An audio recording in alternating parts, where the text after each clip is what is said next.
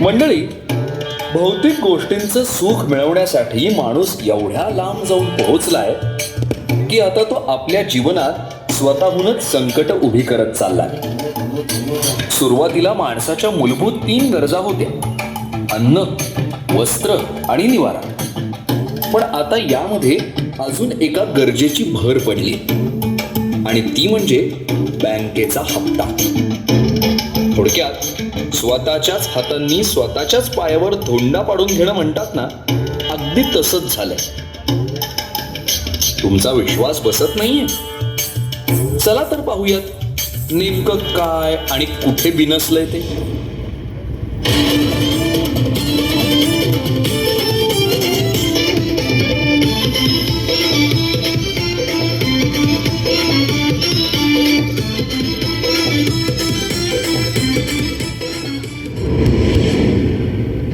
अय कान्हा, कुठे चालला एवढे कडक कपडे घालून? तुला तर माहितीये ना, विषय 500 करायला चाललोय. म्हणजे रे? अरे आयफोन घ्यायला चाललोय. इथं तुझी आईच कामाला जाते, मग तू एवढे पैसे कसे भरणार रे? अरे 1 रुपयात आयफोन भेटतोय, तोच घ्यायला चाललोय. अरे उरलेले 94,999 कोण भरणार? अरे गरिबांनो, तुम्ही मागच राहिलेत रे. बाकीचे पैसे बुजाच फायनान्स भरणार. अरे बावळ्या, सगळे पैसे तुलाच भरावे लागणार आहे. बुजाज फायनान्स फक्त लोन करून देणार आहे. हा हा, चल माहितीये मला. अरे पण पाण्यात पडल्याशिवाय पोहता येत नाही बाबा. अरे काडीव आणि मेंदूच्या वेगळ्या गोष्टी वेगळ्या ठिकाणी नको लावू. बरं ठीक आहे, तुला यायचं तर ये, मी चाललोय.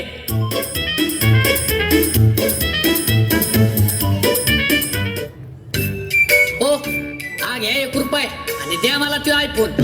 अहो साहेब, आयफोन घेणं म्हणजे काय तुम्हाला गोळ्या बिस्किटे घेण्यासारखं वाटलं का? त्यासाठी आधार कार्ड, पॅन कार्ड आणि बँकेत पैसे पण लागतात. अहो साहेब, तुम्ही कुठं सांगितलं? तिथं फक्त तेवढंच लिहिलेलं होतं, 1 रुपयात आयफोन मिळेल आणि 1 रुपयाचा मोठा ठोकळा होता. अहो सर, त्याला मार्केटिंग स्ट्रॅटेजी असं म्हणतात. हो बरं ते काय सांगू नका.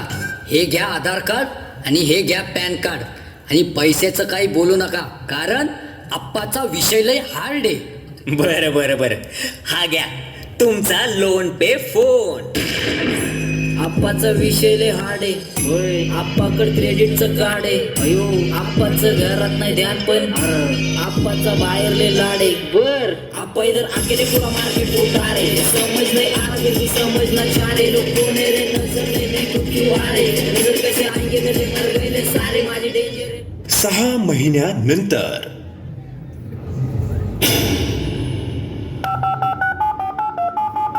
हॅलो, अगं ऐक ना, अगं माझ्या आयफोनचे 3 हप्ते थकलेत.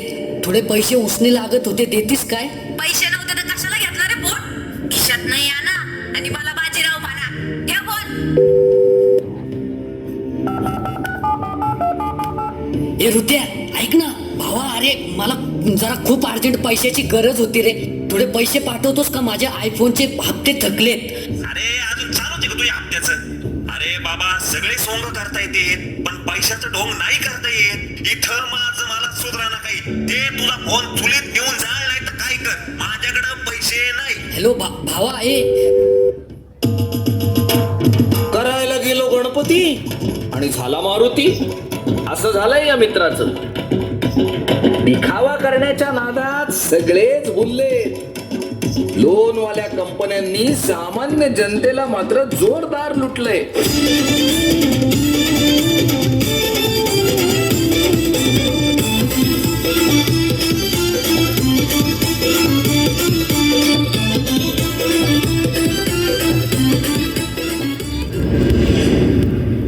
अरे मित्रांनो, 6 महिन्यापूर्वी गाडी घेतली आपण 1.5 लाखाची. तू तर आत्ता कॉलेज करतोय, तू तर कामाला पण जात नाही. अरे मित्रा, माझ्या बापाला पेन्शन चालू आहे ना, देईन ना त्योच. 9 महिन्यानंतर. नमस्कार, देवीदास झेंडू फुले तुम्हीच का? नमस्कार, मीच आहे बाबा. अरे तुला गाडीचे हप्ते फेडायचे नव्हते तर कशाला घेतली रे गाडी? कोणती गाडी? MH161772 गाडी कोणाच्या नावावर आहे? माझ्या नावावर आहे. अरे गाडी तुझ्या नावावर आहे म्हटल्यावर हप्ते काय आम्ही फेडणार का? घ्या फेडून. काय माझ्या नावावर आहे? हप्ते थकले त्याचे. अहो साहेब, मुलगा बोलला होता मी हप्ते भरील म्हणून गाडी घेऊन दिली हो त्याला माझ्या नावावर. तुमची ऐपत नव्हती तर कशाला गाडी घेतली रे? होय रे डांगऱ्या, पैसे आणायचे भरायचे आणि मग गाडी घेऊन जायची. माफ करा साहेब. अहो साहेब पाया पडतो साहेब, असं करू नका. आता पाया पडून उपयोग नाही तुमचा. पैसे भरायचे आणि मग गाडी घेऊन जायची. माग सरक. अहो साहेब नको साहेब. याची गाडी उचला रे.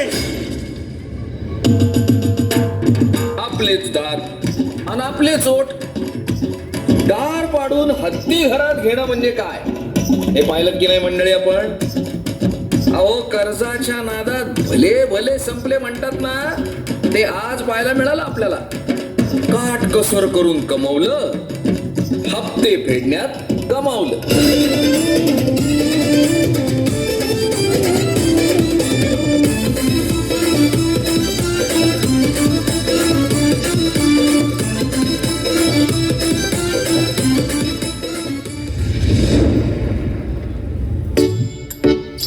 हॅलो भावा, जी होती स्वप्नात तीच आणली घरात हा?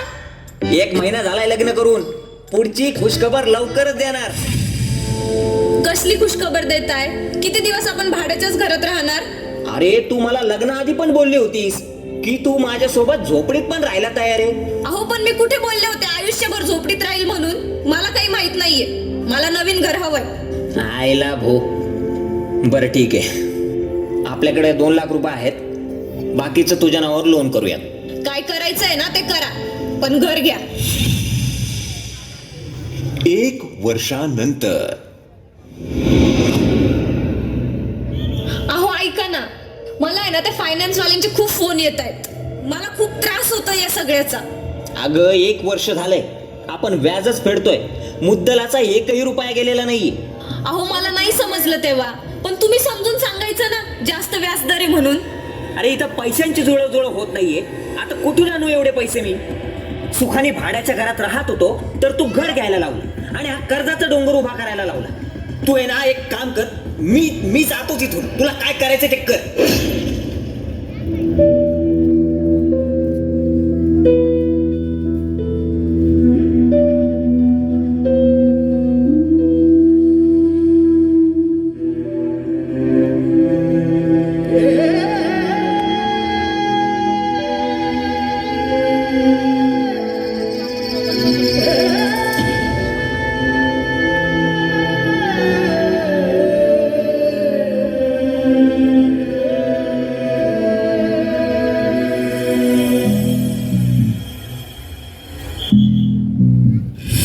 यशिवर जीव टांगला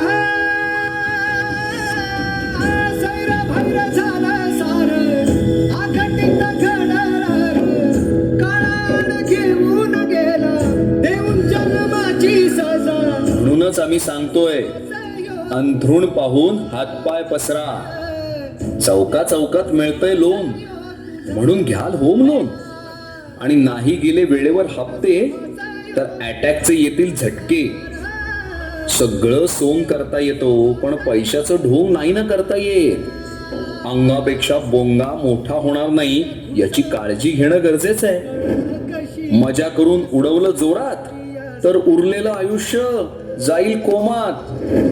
कर्ज घ्या पण ते फेडण्याचं नियोजन देखील करून ठेवा. लोन घेण्याआधी 100 वेळा विचार करा, कारण पैसा वाचवला तरच तुम्ही वाचाल हे कायम लक्षात ठेवा. लोकांना दाखवण्यासाठी खर्च करू नका. गरज असेल तेव्हाच खर्च करा. आपल्याला आजारपण आयुष्यात कधी येईल हे सांगता येणार नाही. अशा अडीअडचणीच्या वेळीसाठी पैसा साठवून ठेवा. मुलांच्या शिक्षणासाठी पैसा साठवून ठेवा. पैशाचं योग्य काटेकोर नियोजन करा. आणि लक्षात ठेवा, श्रीमंत व्हायचं असेल तर श्रीमंत दिसणं टाळावं लागेल. म्हणूनच आम्ही सांगतो, जाणकार व्हा.